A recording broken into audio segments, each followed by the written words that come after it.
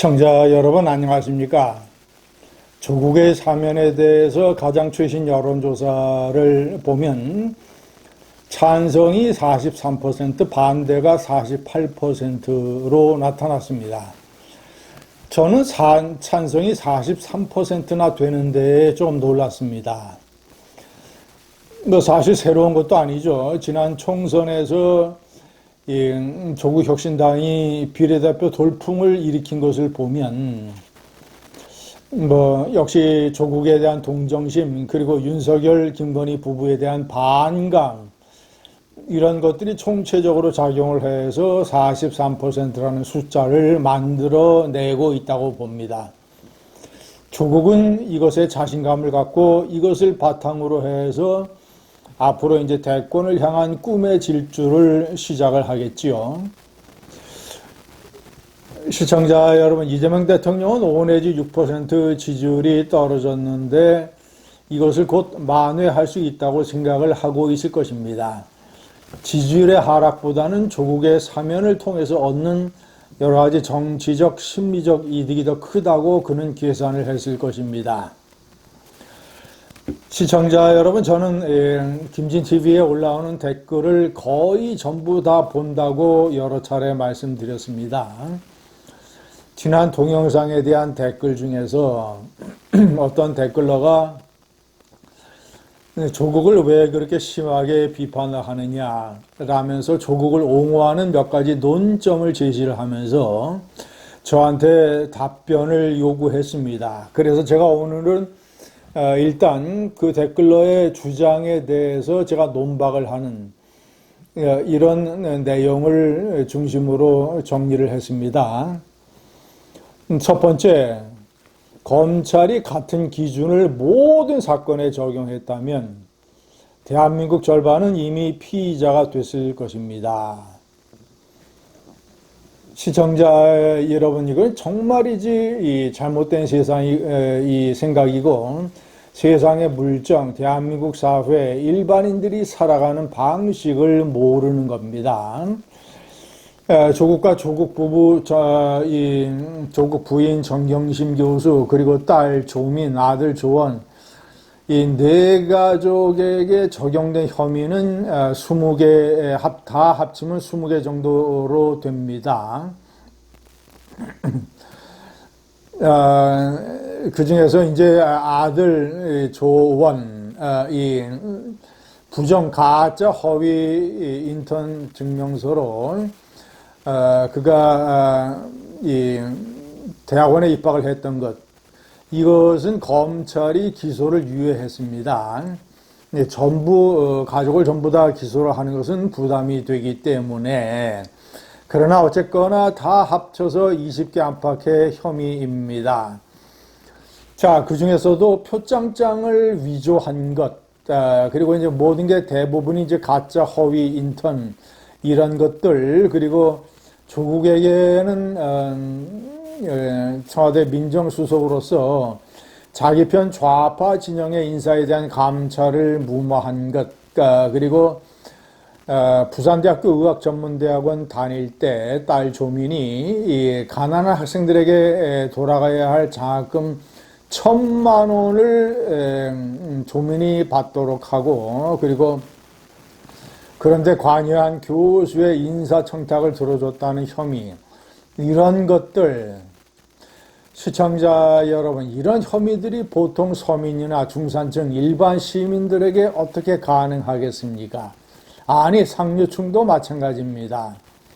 무슨 가족 전부가, 아니 부부가 아들이나 딸 교육을 위해서 아들과 딸이 뻔히 이런 거를 알도록 가짜 허위 이 증명서로 대학교나 대학원에 들어가도록 하는 이런 윤리의식을 가진 집안이 과연 얼마나 됩니까?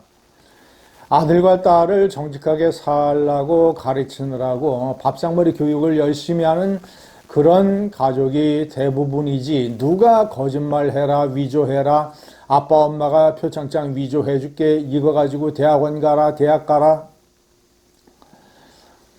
너 장학금 받게 해줄게. 아빠가 힘 있어. 아빠 찬스 써. 응? 아빠가 인사청 딱 들어주면 돼. 뭐 이런 식의 이런 것을 사실상 가르치는 이런 가정이 대한민국에 몇 가정이나 된다고 이런 댓글로는 무슨 뭐 이런 기준을 적용을 하면 대한민국의 절반이 피의자가 될 것이라고 하는 망상적 주장을 하고 있습니다. 평범한 소시민들을 우롱하고 조롱하고 이 모욕을 하는 이런 주장입니다. 내가 아는 대한민국 국민들은 절대 그렇게 살지 않습니다. 가난하면 가난할수록, 어려우면 어려울수록 정직하게 살아라, 열심히 노력을 해라. 아니, 인턴을 보낼 능력도 없고 표창장을 위조할 기술도 없고 장학금을 받아낼 찬스도 없는 가정들이 대부분입니다.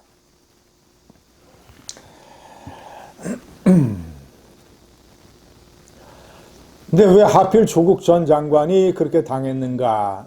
뭐 70여 차례 압수수색, 그리고 무슨 팩트가 틀렸지만 무슨 전 가족 기소, 그리고 시시콜콜한 문제까지 전부 다 검찰이 망신 주기로 공개를 했다, 이런 주장. 수사 목적이 범죄 규명인가 정치적 제거인가? 시청자 여러분, 조국의 가장 큰 죄는 그의 가족들이 저지른 여러 가지 입시비리, 위조, 그리고 아빠 찬스 뭐 이런 것들, 감찰무마 이런 것들도 있지만, 저는 그것보다도 더 큰 죄는 윤석열처럼 세상을 우습게 알고 국민을 개돼지 수준으로 취급을 하고 거짓말과 위선을 일삼았다는 것입니다. 유명한 조스트라다무스 이 SNS 활동, 각종 본인이 정의의 사도인 것처럼 얘기한 것, 이런 것은 청와대 민정수석이 되기 전의 일이니까 일단 하여튼 그렇다고 칩시다. 민정수석에서 법무장관이 지명이 됐을 때 언론에 그의 비리가 보도되기 시작했습니다.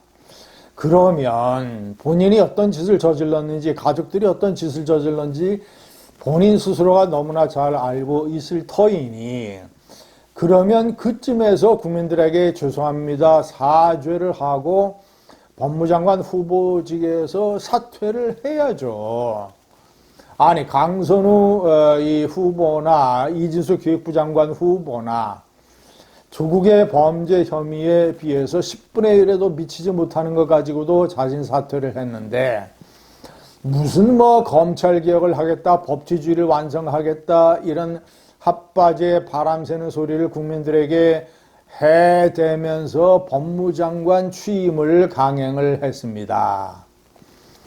그런 걸 강행시킨 문재인도 마찬가지지만 일단 본인이 사퇴를 해야죠. 그런 일이 벌어졌으면.